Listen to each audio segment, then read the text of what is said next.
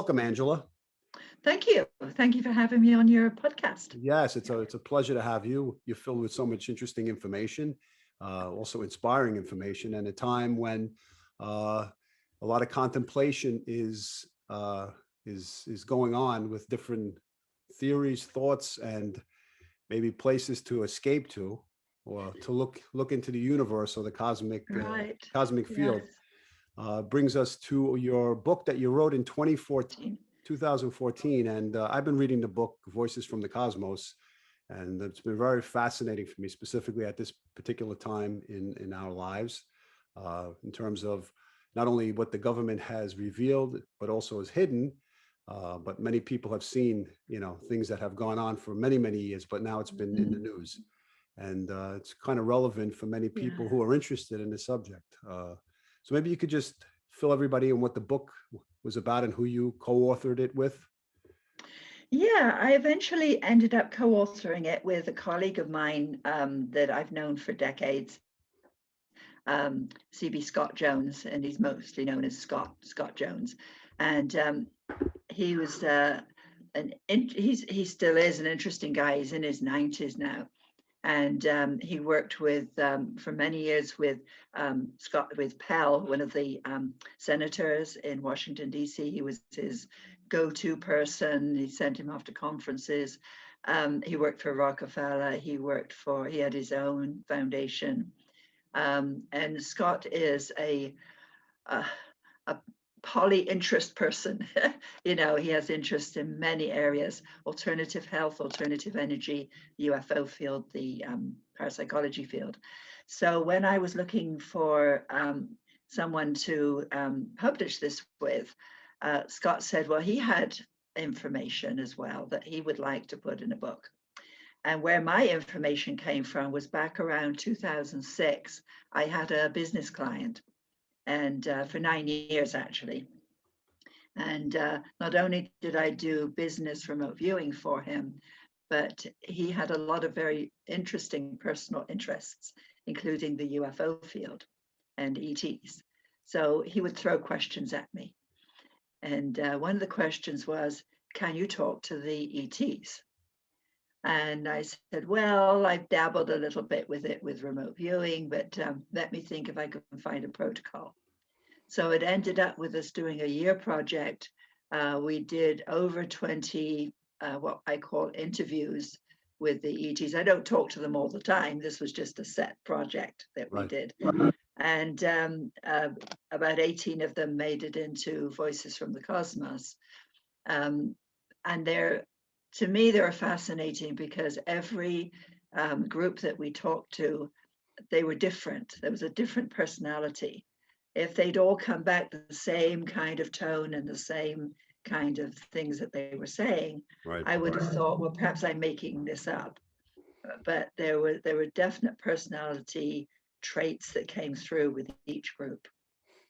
Yeah. In terms of in reading the book, in all the various races that are out there, I was interested in the protocol of how you actually initiated the contact and the setup of it. Was it clairaudient? Was it visual? Was it? Well, first of all, I had to find a protocol. And what I did was I went online and I found a couple of protocols that were used by anthropologists when they go out into, say, the Amazon, and they meet up with a group of indigenous folks there who haven't had much contact with our civilization. They have a civilization, but they don't know our civilization that well.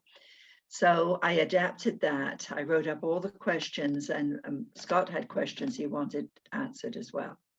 And what I did was typed everything into the computer. I did all the left brain stuff first. And then for the very first one, I sat at my computer and I used a form of remote viewing and telepathy. But this was not a writing stuff down according to a CRV protocol, controlled remote viewing. This was just throwing it out there, see what I got. So the very first one was, I believe, the tall grays, and I sat there with all the questions at my computer, not in any basic altered state, just a relaxed state, receptive state. And I said, is there a tall gray out there that would talk to me? I have some questions. And waited, feeling very foolish, thinking, well, what am I doing? This seems ridiculous. But I got something back. And I went, okay, we're on this. And I just went through the questions. And as I didn't hear the responses. It was basically like if I was interviewing someone and I was getting if you're talking to somebody over the phone, you're getting the audio. Right. So that's what I was getting. It wasn't face to face. And I would type in as quickly as I could the responses I was getting. And then I go to the next question. And occasionally I didn't understand the responses.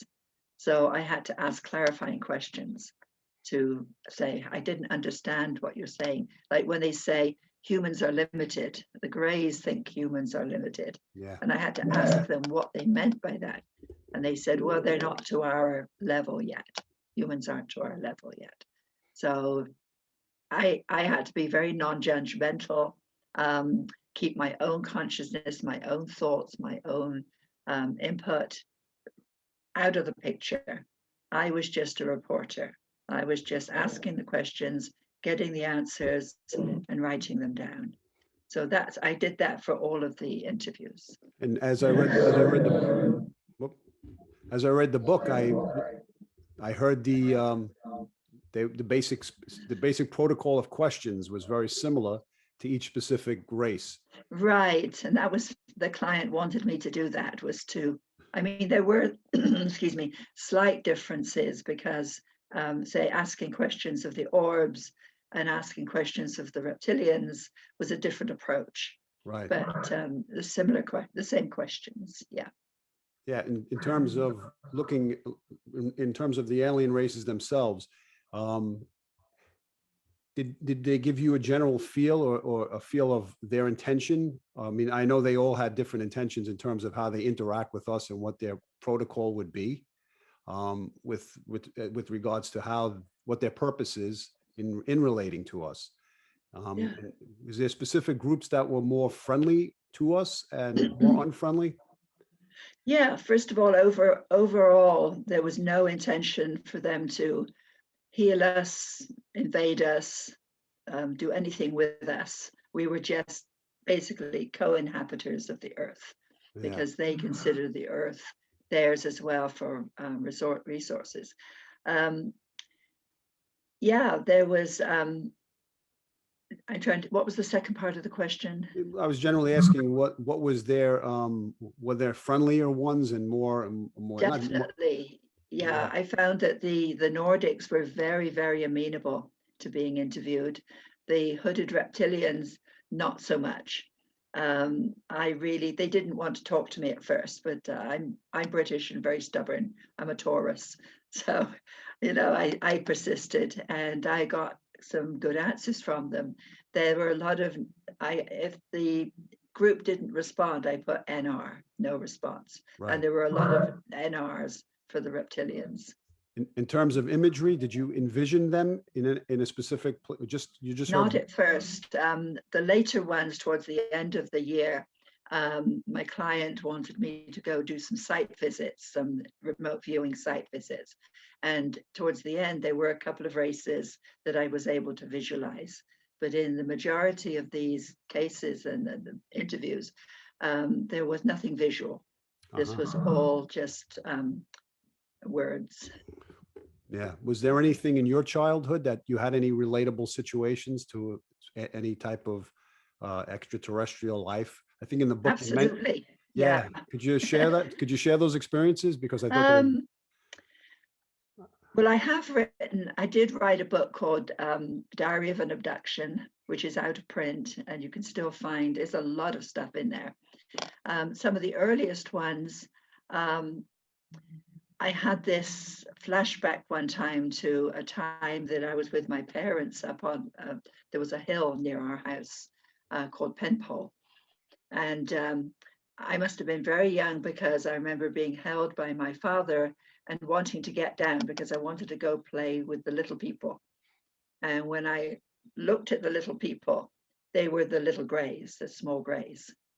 So that was one of my earliest memories, but it was a flashback memory. And When you say flashback memory, what do you mean flashback? I was doing a deliberate memory search. I was for a couple of years in the 1990s. I was doing a deliberate exercise for myself, doing a memory search. And during that memory search, that memory came back of being on the hill. Really? And I remember walking near my house and going, "Where are you? I'm here. Where are you?" Why do you think that certain people have these experiences, or may have them but not recall them, perhaps? Or I think a perhaps, lot more have them than realize. And there have been some studies, and it seems that if you have some Celtic or Native American or some kind of indigenous interests or immediate background, then ethnic background, that seems to be a precursor for these kinds of experiences. is that, Women, yeah. sorry. No, I was going to say, is that because the indigenous cultures or other types of, maybe, and you said women are more open to the experience? Well, Of- they report it more often, but that could maybe because men don't want to report it as much. yeah, There might be some taboo about it. it's Yeah. interesting because from my experience, had conversations with people who have never told anybody except me. I'd ask them questions, and they say, when I was younger, when it was an 80-year-old man, he said, when I was younger, the Hindenburg flew over one day after the Hindenburg was coming from Germany. Yeah. And he said Yeah. the next day he came back from work and he saw a UFO land by his block. And he said, I never told anybody. And most of the men, from my experience, as you just said, never really Yeah. shared the experience because of feeling judged, or I guess being perceived as, Yeah, it's not cool for yeah, sometimes for guys to relate these things. yeah. Yeah. So that was the first experience. Did you have any other experiences? Oh, lots. Yeah. I remember one time being in my bedroom, and I lived in Bristol, and our house was down near what's called Avonmouth, near the Bristol Channel, and across the Bristol Channel is Wales, and I could see the hills of Wales from my bedroom window. And I remember seeing craft coming over, and I was calling my family saying, come and look, but they were gone by the time anybody came to look. I must have been fairly young. Uh-huh. And were your parents accepting of the information or your experiences? Yeah, Brits are a lot more accepting of these things. And but they said, oh, don't worry about it. Lots of people see these things, and sometimes it's a match, because I also had out-of-body experiences and other psychic experiences, and my mother put it down to my having a good imagination. Trying to, wish it away, I think, because she didn't want a weird child. And yeah, but my parents had also seen lights, they'd seen UFOs.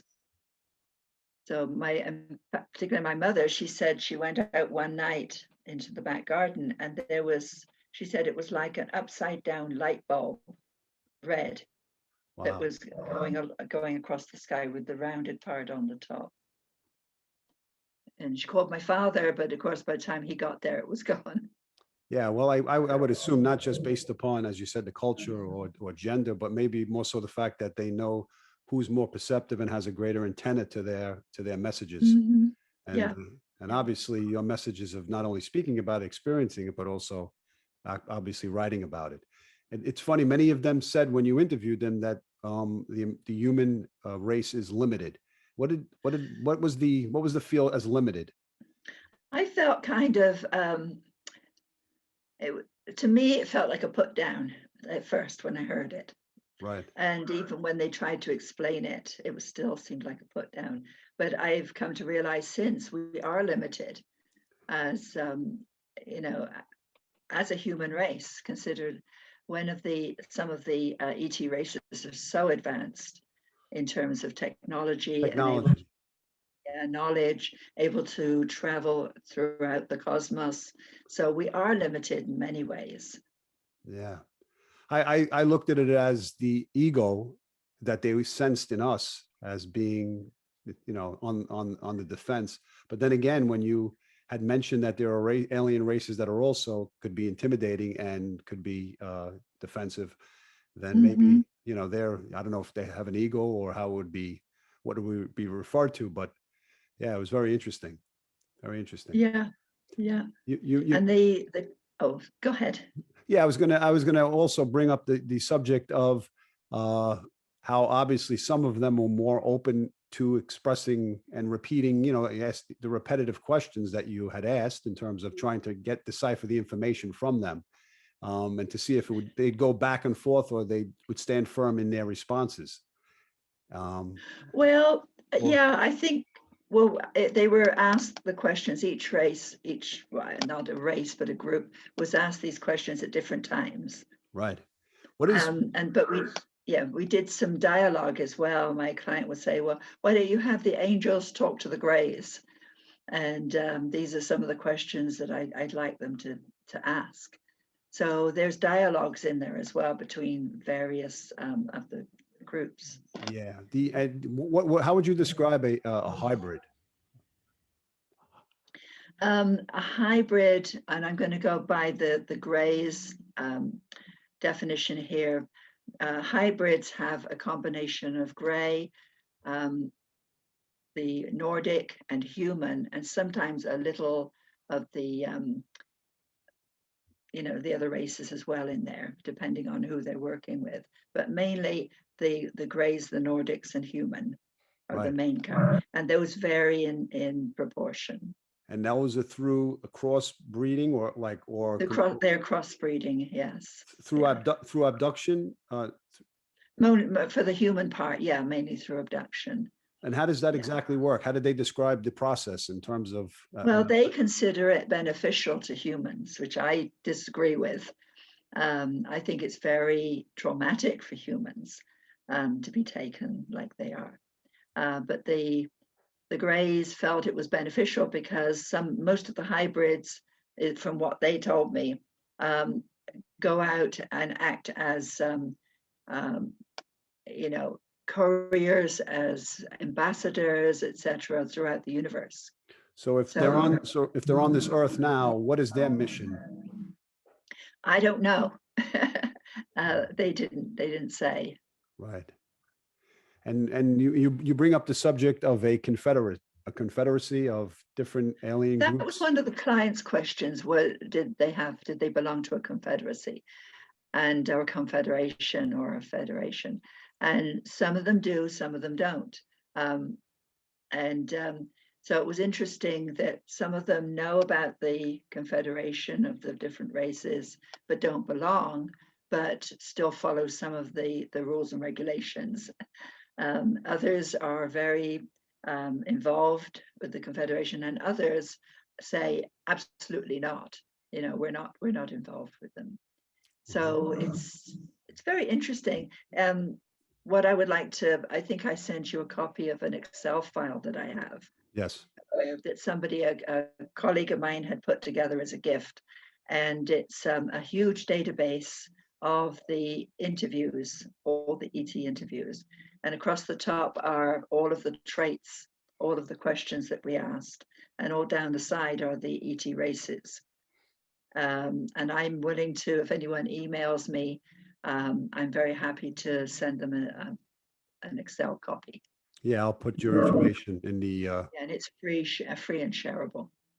Yeah, I mean, recently in the news, I don't know how valid it was, but obviously, the Israeli defense minister had brought up the idea of the Confederate, that it was time for us, if we're ready to join a confederacy in terms of, the alien races, but it may I don't not think be. it's up to us. Okay, right. As I read the book, I understand that.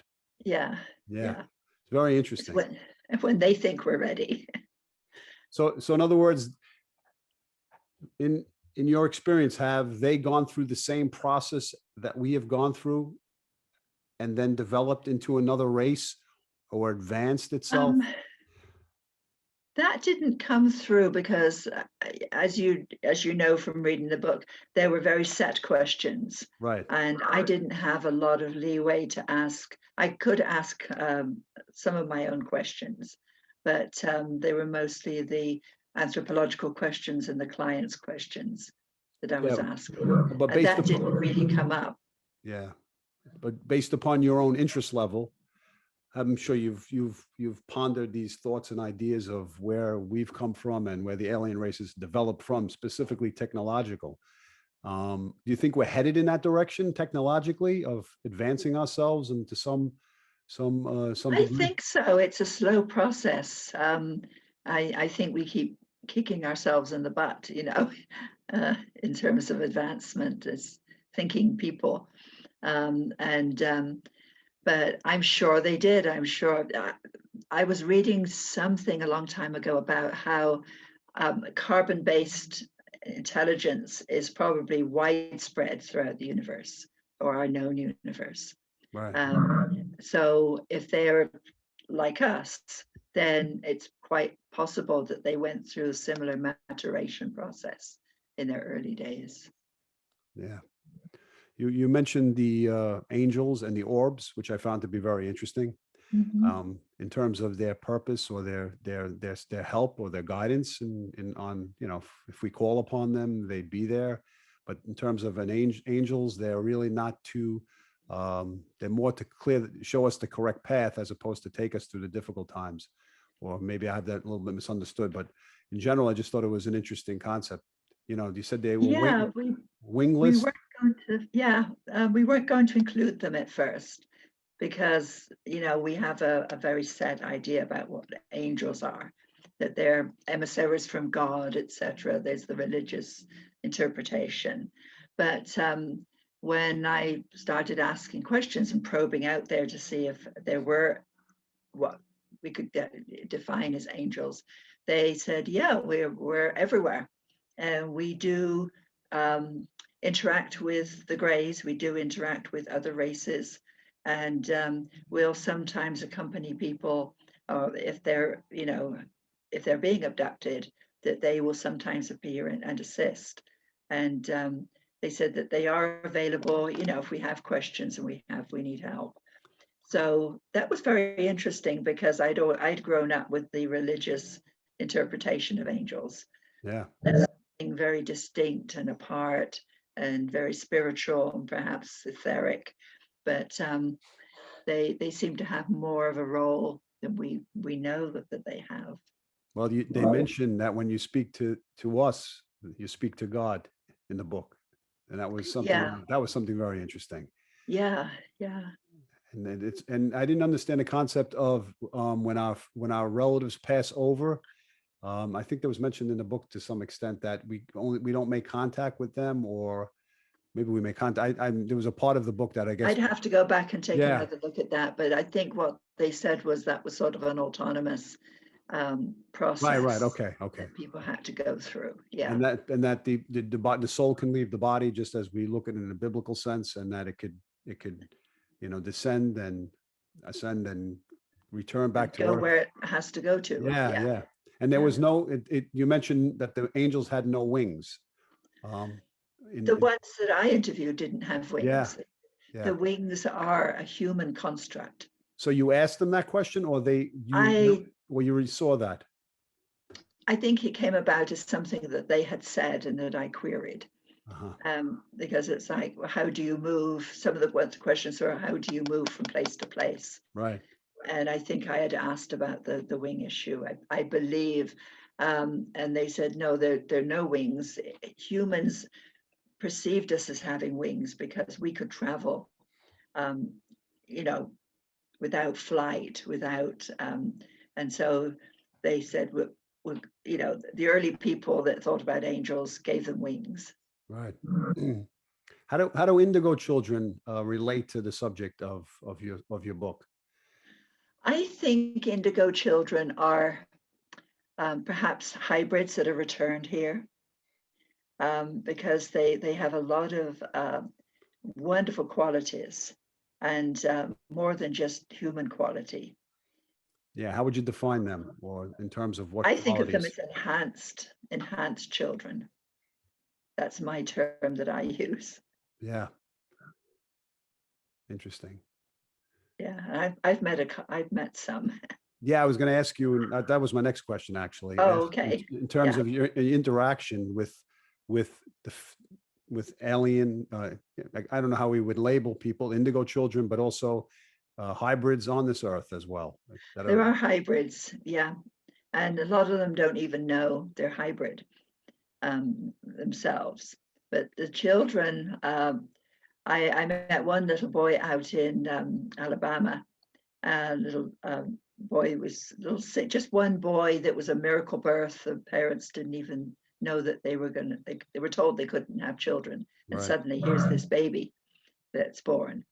And this little boy would be found outside of the house when the doors were locked, and he would say, "Oh, the little doctors came and took me outside." Yeah. And he was basically a steward. He was really involved in animals and good works, doing things for other people. A very spiritually advanced child, and luckily his parents understood, and they fostered him and said that they weren't going to hold him back at all. They're going to just let him evolve as he wishes. Yeah. It's interesting. I would say I have a friend.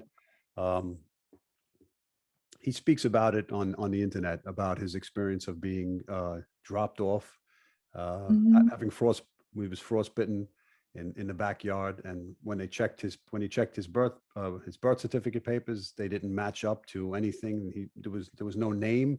There was just either a date or maybe just an address on the birth certificate. And he Yeah, had met someone yeah, who looked just like him in the same town, and she had the same exact experience as he did. And yeah, and yeah. during I think summer months, he was taken down to Florida through the Everglades. Mhm. He remembers, by some men, he was given chewing gum that put him to sleep. Oh, yeah, Yeah. And then when yeah. he woke up the next morning, he was on the beaches in Florida where he was with his family. And his father happened to work for the Air Force. So it was Mhm. usually military people, right? In some extent, who had this interaction, and these children.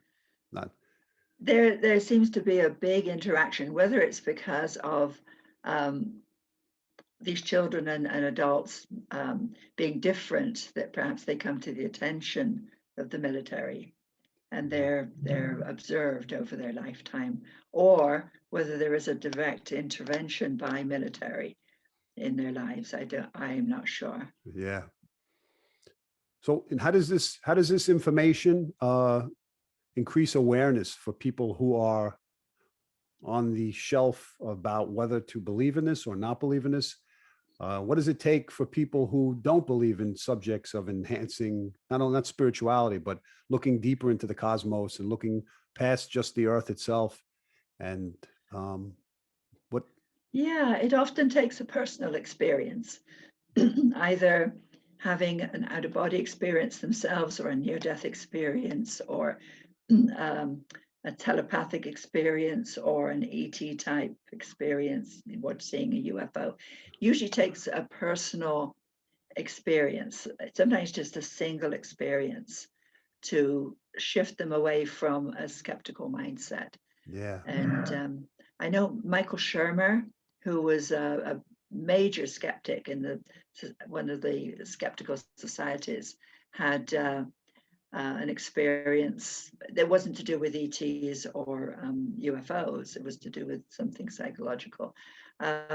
And from then on, he was like, okay, well, maybe some of this stuff is real. Yeah. It's funny. I have a friend also who films videos, a spiritual video, but each Mhm. time he talks on something positive, a flashing disc will fly right by in the sky on occasions, and it's just an Yeah. interesting thing to think about. I was in New Hampshire about 2 years ago, and I was just actually getting interested into the subject Mhm. of extraterrestrials and the cosmic universe. And I happened to be in Franconia, New Hampshire. I think it was Franconia. Yeah. And I was in the town and I said, something happened in this town. And sure enough, the Betty and Barney Hill, the Oh, first, okay. yeah, the Yeah. first abduction The first people, recorded one. recorded one in 1961. Yeah. I saw the plaque. It was right in opposite my hotel. Wow. And I just came out and I said, this is interesting. This is like this wild, that I had that feeling. And then Yeah. then I was in the same exact town as that had happened. It's Yeah. an interesting thing. You know, when you look up at the heavens, you think, of course, there has to be something greater than just what we're Well, yeah. I mean, to experiencing now. assume that we're it is sort of, arrogant. Yeah, but We are maybe yeah. it's the ego. It's the ego that tries to protect us from being fearful of things we don't know. More so the fact of maybe being arrogant in some capacity. Because most of the people Yeah. after that I've spoken to, they seem to Mhm. break down a little bit their barrier. And I think there's the saying goes, the more resistance a person has towards something, the easier it is for them to actually break through to believe Huh. something. Yeah, I didn't know that. Yeah, Yeah. it's where do we go from here now? Like in terms of alien life and the information being exposed. Well, now Scott, because he'd been in this field at a very high level for many decades, said that disclosure has already been, it's already happened. What's happening now is just confirmation of disclosure, because we are getting little bits and pieces now that are, being sort of displayed to us and said, guess what?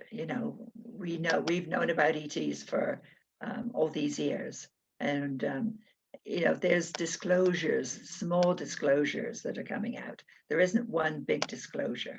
Right. There's just little bits. Yeah. You mean in the media itself? The media, from government, from science, from industry. Yeah. Yeah. I guess the fact that we have to not rely upon the government itself, but the fact that we have to use it as a guideline for what we believe or maybe don't believe. Yeah. Well, I've understood years ago that there are many levels of society. At the bottom, and I'm saying bottom because just for a figurative, Right. just to visualize it, there's a big band of us, just regular folks, and that know all this stuff is real. There are ETs, there are UFOs, there's telepathy, there is healing, there's prayer, there's God, all of these beliefs. Above that is a layer of skeptics, the church, the skeptics, the scientists, who say if it's not scientific, it's not real. If you can't measure it, it's not real. The skeptics say, oh, it's all fraud. It's all make-believe. Right. And then the church says, well, it's all to do with the devil. Unless it's to do with the church, it's the devil. So you've got that big band. Above that, you have another layer of folks who are, I'd say, I call them privileged folks, because they've been privileged to have access to information that the other layers don't have. For example, technology that's discovered, that's recovered, Right. intelligence that's recovered, maybe ETs that have been recovered. So all this information is up here in this band of what I call them privileged people. Privileged with information, you mean? Privileged with information, not necessarily with physical things, money, power, etc. Although that tends to go along with it. I would say that the money and the power suppresses the information. I think so. Yeah. Okay, so then go ahead. I just want to. Oh, that's it. And and then the people at the bottom listen. If they listen to the church or the scientists or the skeptics, probably feel discouraged of their personal beliefs. But I would say to them, don't be discouraged. Your beliefs are just as valid as anybody else's. So maybe the information is the media is in between the third strata that you just mentioned, and in The between. media's in there as well. Right. And there's been a change, because you remember when maybe the evening news would talk about a sighting of a UFO, and then there would be the giggle factor, oh, those little green men, you know. Right. That you don't see that now. Yeah. That's changed. Well, So yeah. yeah. I was watching an old documentary from the BBC on the aliens that had landed in South Africa.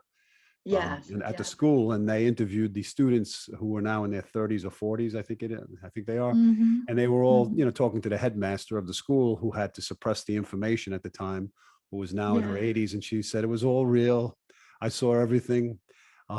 We couldn't speak about it, and we couldn't control the children's, voices, what they saw and what they felt. And Yeah. Yeah. I was I moved could. by that. Yeah, yeah. I did see a video like that at one of the conferences, and they had the one of the teachers talking about the experience, and he said what they did was, when the children came in, before they would let them discuss anything, they had them sit down at their desks and draw Right. what they had seen without comparing with each other. And when they put all these drawings together, they were so similar. And it was actually a landing, and there were entities that came out of the craft. Yeah, I watched Alan J. I don't know. I watched Alan J. Hynek from the Project Blue Book, which was on the History Channel, which was an interesting series. And how a person who was put in a position to debunk the theories was believing the theories of what was actually taking place. Yeah. So it was a very interesting concept, and that's probably the give and take that exists in the society. The going against the grain of actually picking up the pieces of understanding it, but in the process having to cover it up while you go along. Yeah. He even went so far as to have a cameo appearance in Close Encounters of the Third Kind. Yeah. When they had the big craft come down at Devil's Tower.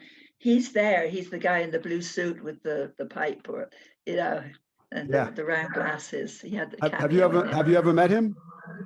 No. Yeah. No. I think he passed before I got interested into the field. Yeah. So the subject itself, more people are exposing their experiences, and maybe more people will come forward in terms of how comfortable they feel of doing so. But generally, like you said, throughout history, it's been recorded. Even absolutely way back. In drawings from the Renaissance. Yeah. I don't know if it was Da Vinci or Michelangelo who. I know the art, but I don't know the artist. Yeah. And what do you think the most significant message that they have for us, or that we can take from communicating with them?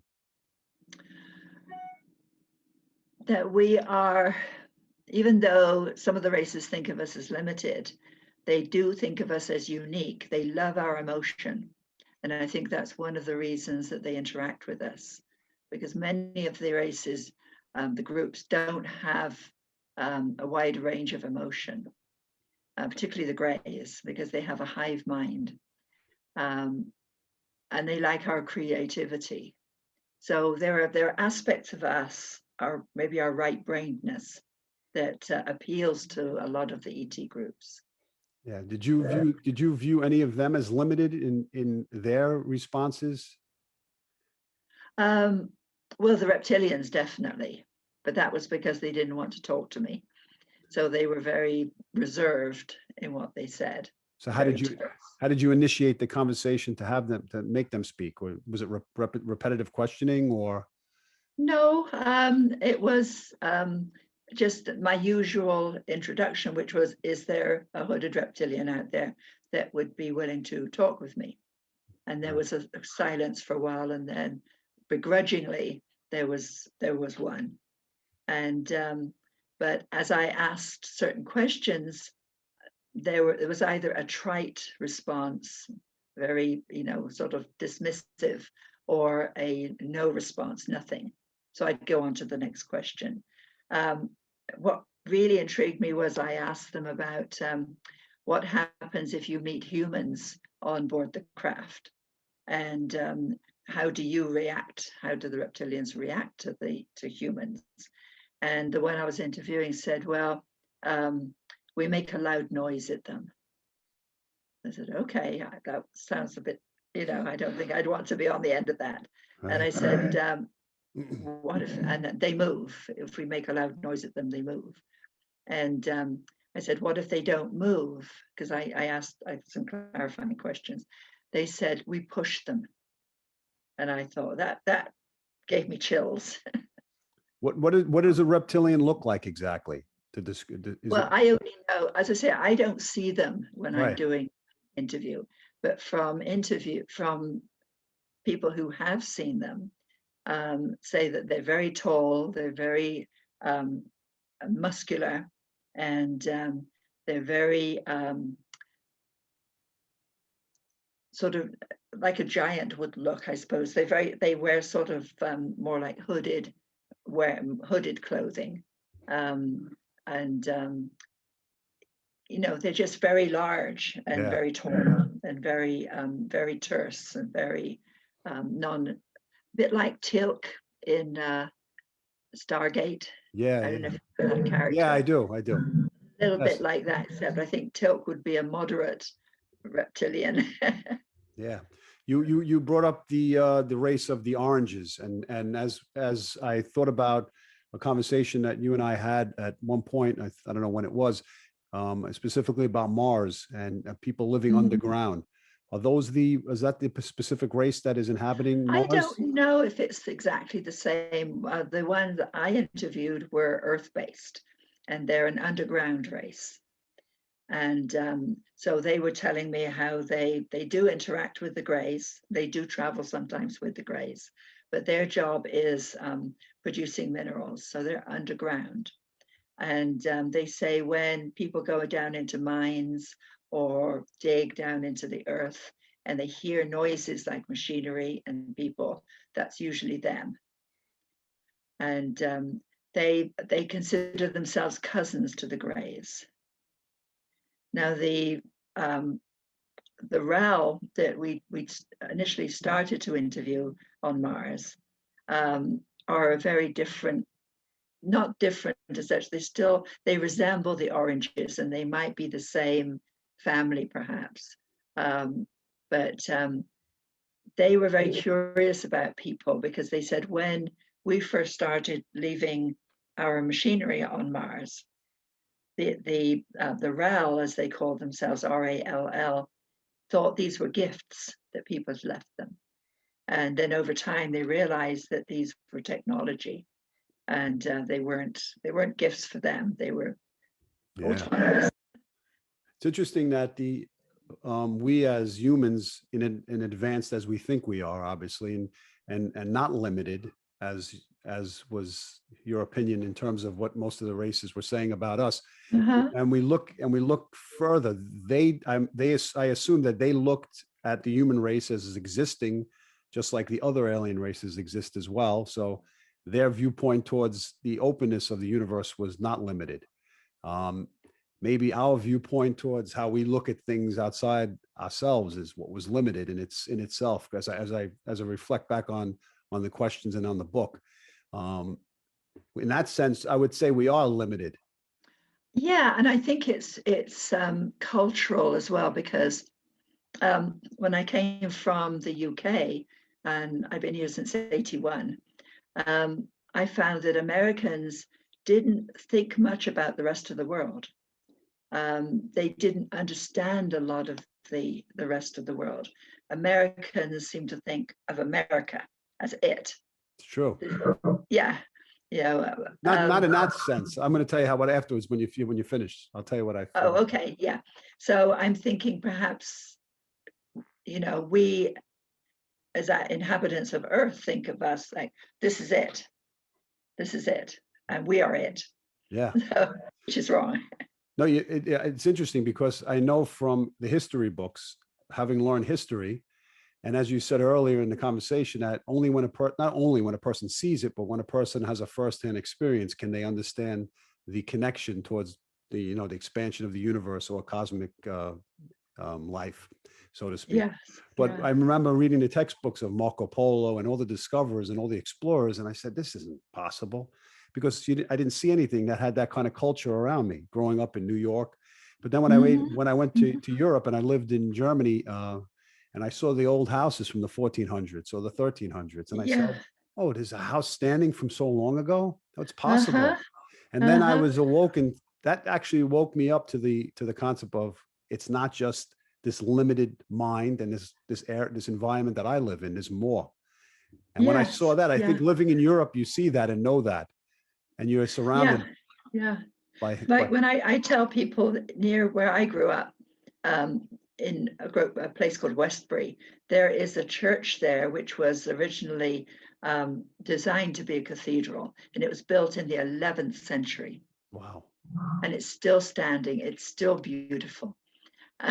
And they say, how can it be still standing if it was built in the 11th century? Well, people have cared for it. Right. Yeah.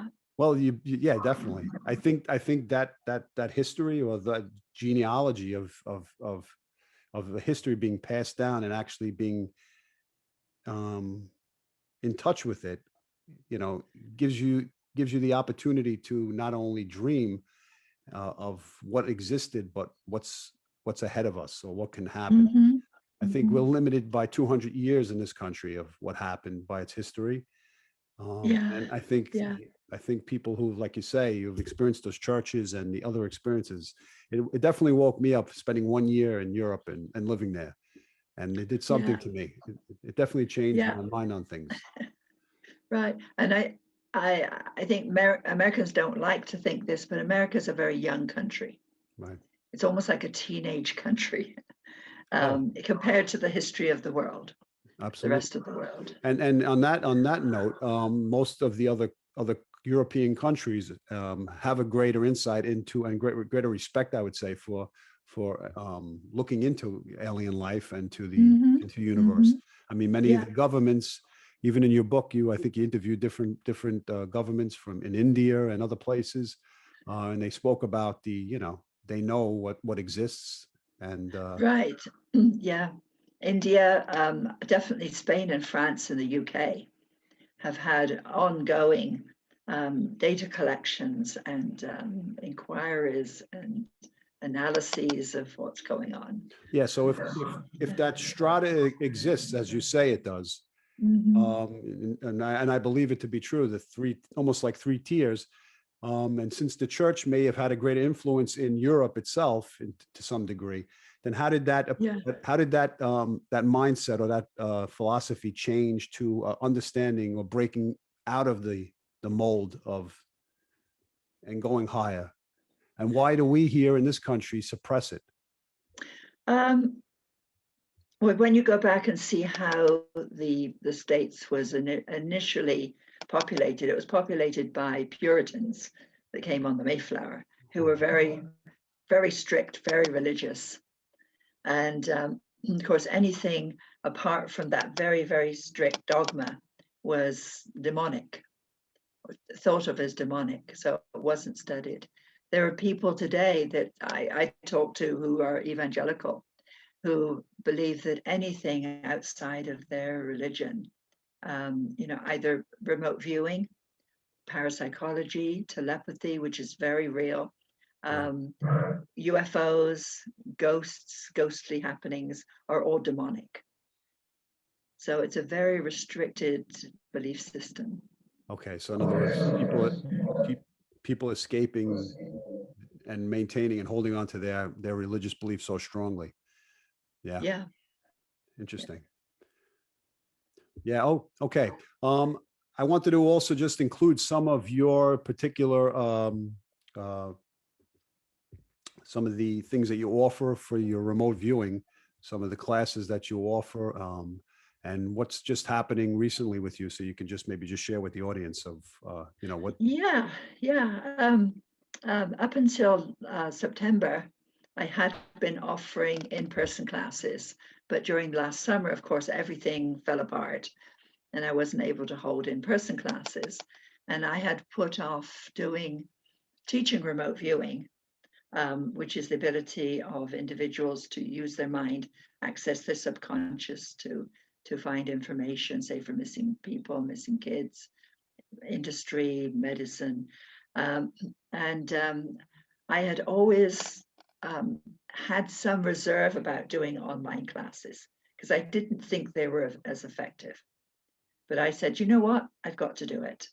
I still want to teach, and I can't do the in-person classes. So I learned Zoom, and I had a couple of other friends that were helping me. And I'm now offering 3 classes. One is a masterclass, and the masterclass is, as you know, is basically the controlled remote viewing protocol, which was the original protocol developed by Ingo Swann.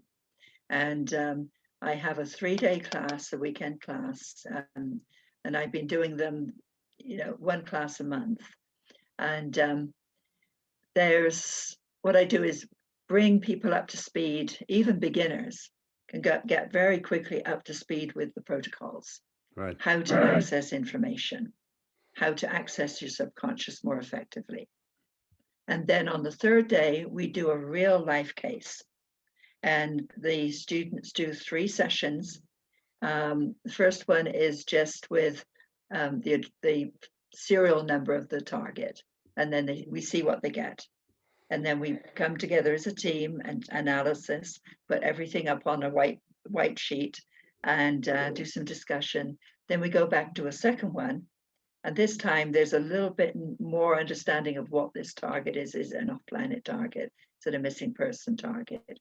Is it something technological? And I'll say, okay, you've told me that there's this technology. Tell me more about the technology. And the 3rd one then is going into a lot more depth, the 3rd session. Right. So as I say, that's the master class. I also do an ERV class, which is less structured. It's more using your own natural ability to close your eyes and look and go somewhere, more like out of body, introducing the student to different techniques. And that I've cut down to a 2-day class. So the first day is just bringing people up to speed with techniques and ideas that they can use to access information, sitting at a table with pen and paper and just letting their mind go and get the information, bring it back, write it down. And then the 2nd day, we actually do another. So the ERV is, it can be, I give them anything from, off planet or go find what happened to this child, tell me what happened, or a new technology that's coming out. So every class is different. And then the 3rd class is what I call an exo RV class, which is the ET off-planet remote viewing. Oh, okay. Each of them is totally different. Yeah.